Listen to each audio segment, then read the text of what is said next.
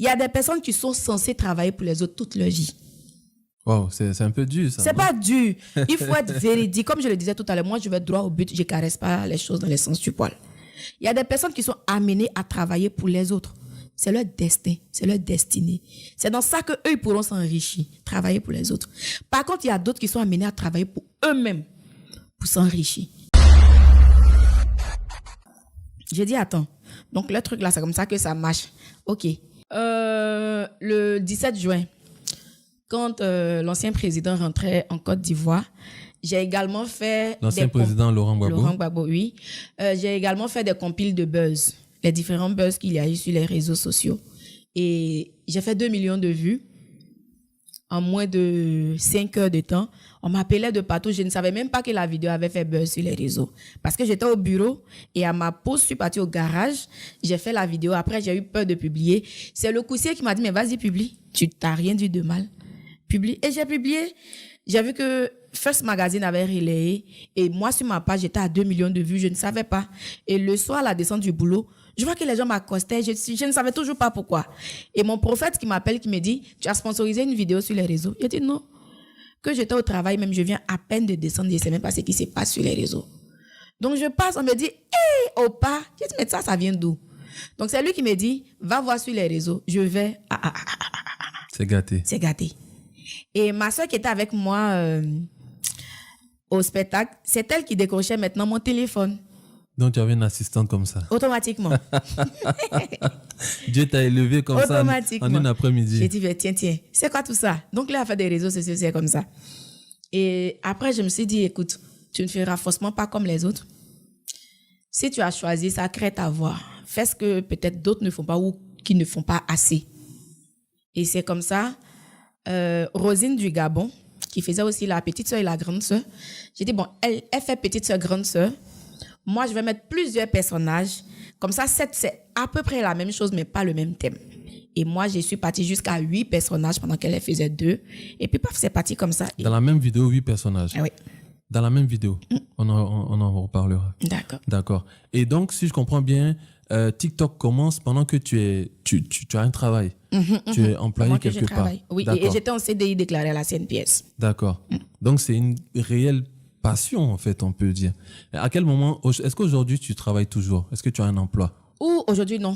J'ai arrêté. À quel moment tu te dis, il est temps pour moi de faire ça à temps plein? Ça fait 1 an maintenant. Et parce que ça fait 1 an que j'ai arrêté de travailler. Mais pourquoi? Est-ce que tu penses que... comment tu t'es dit, OK, je suis arrivé à un niveau où je peux arrêter maintenant de travailler et me consacrer 100% à l'humour? Comment je suis arrivée à là? Parce que j'ai constaté que quand je vais au boulot, j'ai pas assez de temps pour moi-même pour faire mes vidéos. Parce que là-bas, je suis en contrat. Il y a des obligations à respecter, il y a un rendement, il y a ci, il y a ça, il y a des stress à gérer, il y a telle chose à rendre. Et après, ça joue sur moi. Et quand il y a des contrats de pub, je n'arrive pas également à respecter ces engagements. Donc, il fallait faire un choix. Donc, j'ai pesé le pour et le contre et j'ai fait le choix. Et à côté de ça, j'ai moi-même mes propres activités. Donc, mis l'un dans l'autre, tu voyais que tu gagnerais plus à gérer tes propres business, entre guillemets, que l'emploi. Je me suis juste dit, c'est bien de travailler pour quelqu'un, mais c'est mieux de travailler pour soi-même. Parce que je me rends riche quand je travaille pour moi. Effectivement. Voilà. Mais est-ce que tu ne penses pas qu'il y a un temps pour tout? Parce que moi, je sais qu'on travaille pour quelqu'un. Ensuite, on travaille pour soi-même. Et puis, c'est l'argent maintenant qui travaille pour nous. Oui. Est-ce que tu penses que tu étais arrivé au stade où tu ne pouvais plus travailler pour quelqu'un, mais travailler pour toi-même, qui est le deuxième stade? Alors, je dirais que dans la vie, il n'y a vraiment pas un temps idéal. Il faut faire des choix quand tu veux arriver à tes fins. C'est parfois difficile. Mais quand tu sais là où tu vas, tu es déterminé, l'argent pourra travailler plus tard pour toi, en fonction de tes choix. Je me suis posée, j'ai réfléchi assez, je ne l'ai pas fait sur un coup de tête, j'ai réfléchi assez, j'ai jugé le pour et le contre avant de m'engager. Donc, je ne dirais pas à ceux qui me regardent, écoute, laisse ce que tu es en train de faire là. Pendant que la personne n'est pas encore organisée, je lui dis, ben écoute, laisse ce que tu fais là. Tu seras plus riche quand tu travailleras pour toi que pour l'autre. Non, ça. Je ne dirais pas ça. C'est parce que j'ai pesé le pour et le contre. En fonction de mon organisation, en fonction de mes charges, j'ai vu qu'il était temps pour moi de travailler pour moi. Il n'est pas amené à tout le monde de travailler pour soi. C'est pas évident. C'est pas écrit même. Il y a des personnes qui sont censées travailler pour les autres toute leur vie. Wow, c'est un peu dur, ça. C'est pas dur. Il faut être véridique. Comme je le disais tout à l'heure, moi, je vais droit au but. Je ne caresse pas les choses dans le sens du poil. Il y a des personnes qui sont amenées à travailler pour les autres. C'est leur destin, c'est leur destinée. C'est dans ça qu'eux, ils pourront s'enrichir, travailler pour les autres. Par contre, il y a d'autres qui sont amenés à travailler pour eux-mêmes, pour s'enrichir. Tu vois, les 5 doigts de la main ne font pas, n'ont pas les mêmes tailles. Dieu, il n'est pas bête. Il a créé certains qui sont pauvres et d'autres riches. D'autres sont nés dans la richesse et d'autres, ni mi-galais, comme on le dit, pour arriver à leur fin. Si tout le monde était riche, qui allait travailler pour qui? C'est clair. Donc, j'ai pesé le pour et le contre. J'ai vu qu'il était temps pour moi de faire pour moi-même. Sinon, je n'allais pas commencer par travailler pour les gens avant d'arriver là. Non. J'ai fini mes études en fonction de ce que j'ai pu acquérir comme connaissance et savoir. J'allais le faire directement. Je n'allais pas travailler pour les gens. Donc, moi-même, j'ai travaillé pour les gens avant d'arriver à là où je devrais arriver et puis me lancer pour moi. Mais quand tu dis que tu as pesé le pour et le contre, moi, depuis tout à l'heure, je m'attendais à ce que tu me dises que j'ai vu que je gagnais plus. Non. Parce que le pour et le contre, ça, c'est la philosophie. Mon côté, on ne parle pas de ça comme ça. Non, mais je veux dire que le pour et le contre. Le pour et le contre, c'est jeton. Tu as vu que l'autre côté, tu gagnais plus que le travail. Et qu'en plus, tu t'es dit que si tu donnais ton temps en plus pour l'autre côté, tu aurais plus. C'est ça le pour et le contre. En quelque sorte. Mais je ne vais pas venir parler de mon jeton ici. Non, on ne va pas dire des chiffres. Mais parce que il y a cette question qui, moi, me revient beaucoup quand je coach des gens. Joël, à quel moment je sais que je dois arrêter mon travail pour commencer à entreprendre? Tu vois, à quel moment je sais que je peux commencer à entreprendre? On leur dit toujours, si ce que tu fais à côté arrive à couvrir toutes tes charges, à ce moment-là, tu peux arrêter. Voilà, d'accord. Moi, il y a un truc qui m'a surpris en regardant tes vidéos. Donc, on reviendra sur les épisodes que tu fais avec Pancho, mais je voulais me concentrer plus sur ce que tu fais tout seul. Est-ce que tu as une équipe avec toi? Parce que je vois que tu fais des montages assez pointus. Notamment, tu fais cette chose que les Américains font quand on regardait les séries, c'est que dans la même vidéo, tu as le même personnage, mais pas la même personne.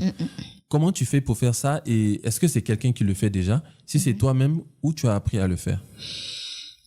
Alors, c'est moi-même qui le fais, c'est moi qui fais tout. Je fais les tournages, c'est-à-dire depuis la conception d'idées, la rédaction, le tournage, jusqu'à la réalisation et la publication. C'est moi qui fais tout, même les montages. Alors, j'ai pas appris quelque part. J'ai appris sur l'État, comme j'ai appris aussi la communication sur l'État. Voilà. J'ai appris sur l'État, j'ai essayé les montages moi-même. J'ai vu que quand je fais les montages, quand c'est du tic au tac, il y a plus de réactions en commentaire, il y a plus de vues. Mais quand c'est lent, c'est pas bon. Donc, au fur et à mesure, j'ai commencé à me performer jusqu'à aujourd'hui. Donc, depuis la conception d'idées jusqu'à l'implémentation, c'est moi-même qui le fais. Wow, félicitations. Parce que j'ai vu aussi que j'étais passionné d'écriture. Oui. Est-ce que tu penses est-ce que c'est dans tes projets à moyen ou à long terme de sortir un ouvrage? À long terme, oui. Surtout les bandes dessinées. Puisque tu le faisais déjà. Oui, surtout ça. Tu penses que c'est quoi? C'est le manque de temps? Qu'est-ce qu'il te faut aujourd'hui pour te lancer dans l'écriture? C'est vraiment pas le manque de temps. Mais je dirais... pour l'instant, c'est dommage pour moi, mais je dirais que je suis un peu dispersée sur plusieurs... Bon, voilà. Je suis dispersée dans la mesure où, bien avant mon spectacle, je vendais des vêtements.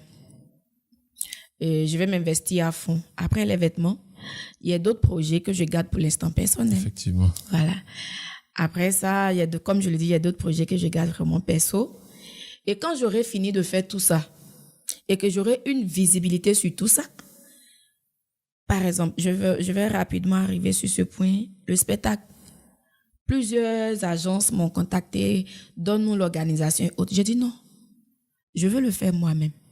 Tu sais, quand tu travailles dans une entreprise, commence au bas niveau de l'échelle. C'est ça. Quand tu seras DG, quand ceux qui sont en bas seront en train de te voler, tu sauras.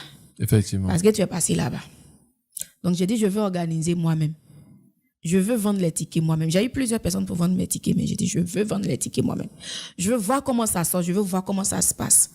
Comme ça, après, quand je vous donne, si vous êtes en train de me faire essayer, voilà. Moi, mon nom des jetons, je vais. Effectivement. Et c'est bien de le dire parce que tu es franc avec toi-même quand on sait que en Afrique, l'argent est tabou. Sur cette chaîne, on essaye modestement de parler de tout et de parler d'argent. Donc, toi-même, tu as organisé tout du début à la fin. Est-ce qu'il n'aurait pas été opportun pour une première fois de laisser à quelqu'un de sorte à ce que déjà ça va te faire économiser, j'imagine, et puis au moins juste pour une première fois. Pourquoi tu as tenu à... Est-ce que c'est pas orgueil? C'est pas par orgueil. Comme je l'ai dit, je voulais avoir une visibilité sur tout. Comme ça, la prochaine fois, c'est facile pour moi de mettre dans la main de quiconque. Voilà. Est-ce que peut-être aussi tu voulais pas partager le gain? Quel bon gain! Moi, je l'ai fait par passion. Hein? Ouais. Au sortir de ça, aujourd'hui, Dieu merci pour moi. Et peut-être c'est parce que moi-même, j'ai suivi tout à la lettre que... C'est moi, ça. J'ai pas été endettée en tout cas. Apparemment, le premier événement, si tu n'es pas endetté, c'est que tu as réussi. C'est que tu as réussi. Je ne dois pas à quelqu'un.